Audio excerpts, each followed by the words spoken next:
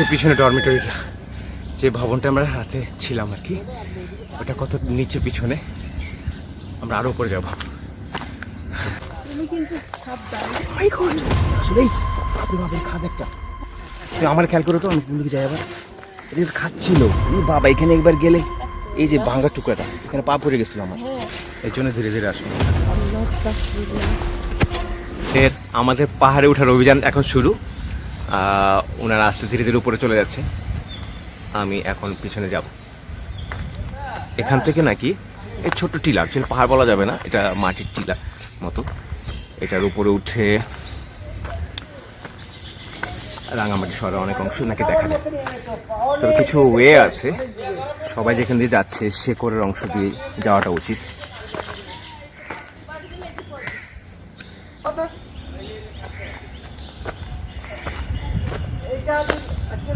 আমরা যে ডেওয়ার মতো দেখছি সেটা কি যেন বলে গাছটা এখানকার, জাপানি কাঁঠাল।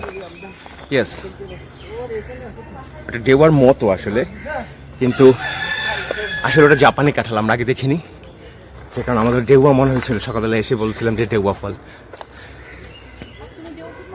এই যে নিচে পড়ে আছে,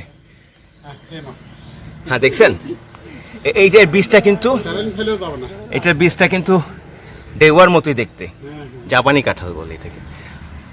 পাকা জাপানি কাঁঠাল ফলটা গাছ থেকে পড়ে এখানে নষ্ট হয়েছে, তো আমরা এটা গাছ থেকে একদম টাটকা একটা পাড়তে চেয়েছিলাম।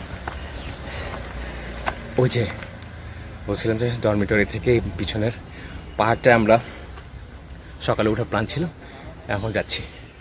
এখন আমরা কিন্তু অলরেডি ডরমিটরি চাইতে উপরে। রাস্তা ভুল করলে কিন্তু সমস্যা হয়ে যাবে।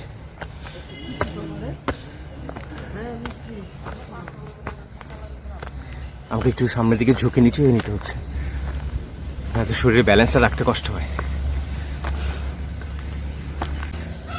সে পিছনে ডরমিটরিটা, যে ভবনটা আমরা রাতে ছিলাম আর কি, ওটা কত নিচে পিছনে, আমরা আরো উপরে যাব।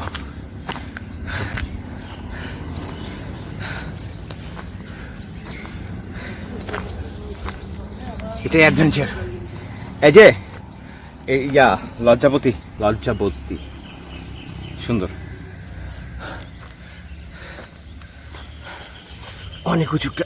Oh my goodness, এটা মাটির টিলা। আসলে আমরা যেটাকে বলি মাটির টিলা, টিলা কেটে একটা সিঁড়ির মতো করা আছে কোনো রকম। বৃষ্টির দিন এখানে ওঠা খুবই মুশকিল হবে, কারণ মাটি পিচ্ছিল হয়ে যাবে, পানিও উপর থেকে গড়িয়ে পড়বে। এই জায়গাটা ছায়া দাঁড়ায় কিছুক্ষণ। এই যে আমাদের টিমের বাকি সব লোকজন,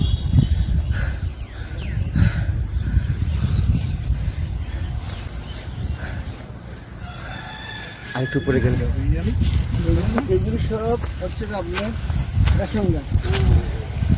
এই পাতা দিয়ে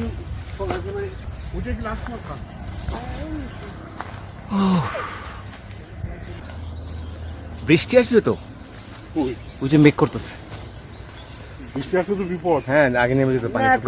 এখন আসবে না, বৃষ্টি আস্তে আস্তে আমরা এখান থেকে ওই যে দূরে সীতা পাহাড়টা, আমরা মোটামুটি উপরেই চলে আসি, আর একটু বাকি আছে। যে রাস্তা শেষ তো দাদা, আর কষ্ট নেই। আর ওই সীতা পাহাড়টা এখন একদম সমতল। দেখি, হ্যাঁ কই নদী, ওই যে হ্যাঁ ওই দূরে দেখা যাচ্ছে কর্ণফুলী।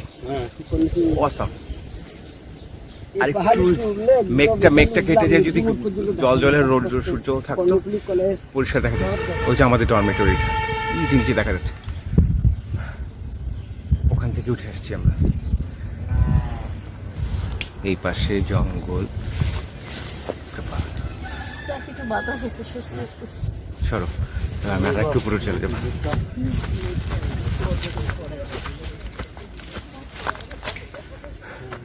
কই চুলকাবে না তো?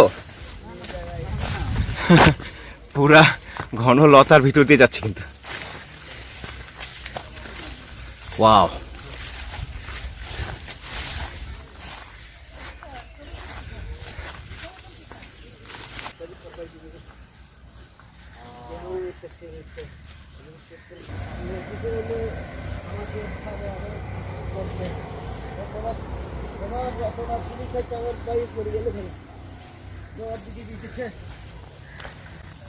তুমি কিন্তু সাবধান। আসলেই বাপরে বাপের খাদ একটা। তুই আমার খেয়াল করে তো, আমি কোন দিকে যাই আবার। এটা কিন্তু খাদ ছিল। এই বাবা, এখানে একবার গেলে এই যে ভাঙা টুকরাটা, এখানে পা পড়ে গেছিল আমার। হ্যাঁ, এই জন্য ধীরে ধীরে আসো আমার সাথে। আল্লাহ আস্তাগফিরুল্লাহ।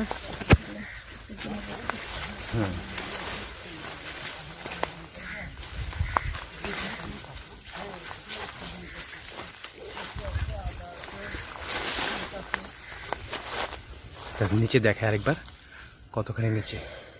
আমরা কোথা দিয়ে আসলাম? ও যে সেই সীতা পাহাড়, ওদিকে ওদিকে কর্ণফুলী নদী।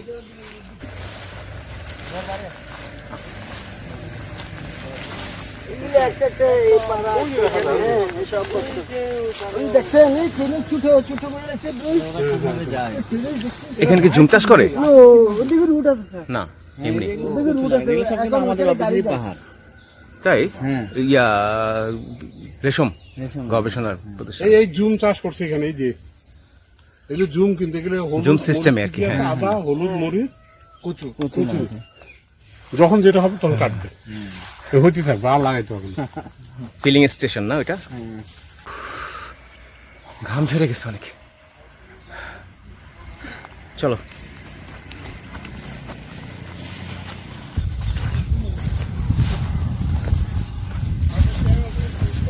পিছনে রাস্তাটা, কিন্তু এখান থেকে রাস্তা দেখা যাচ্ছে।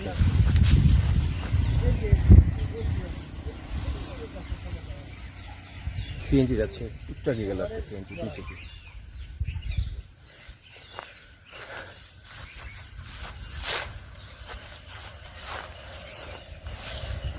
এখানে দেখেন গভীর কতটা খাদ। এর নিচে কিন্তু একটু সমতল জায়গা, ওখানে একটা ছোট্ট আমি দেখতে পাচ্ছি কালো একটা গরু ছাড়ছেও জিনিস। জানি না ক্যামেরা দেখা যাচ্ছে কিনা।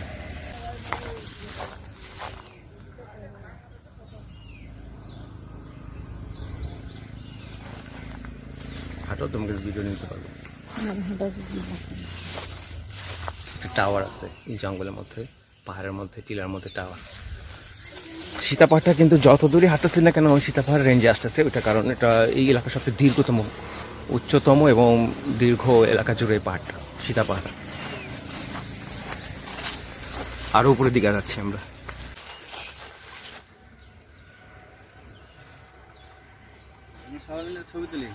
হ্যাঁ হ্যাঁ হ্যাঁ, এই জায়গাটা দারুণ ছবি আসবে। একটু ডে লাইট আর একটু লাইটটা থাকলে।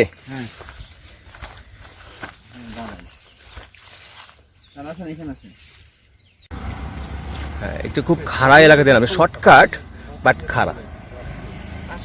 আমি আসতেছি, শর্টকাট এদের নামবো। আমরা উঠছি অনেক এলাকা জুড়ে, একটু ঘুরে আসছি, অনেক দূর থেকে ঘুরে আসছি, কিন্তু প্রায় আধা ঘন্টা পথ পার। এখান থেকে আবার একটা শর্টকাট নেমে যাওয়া যাবে, কিন্তু একটু রিস্ক হবে।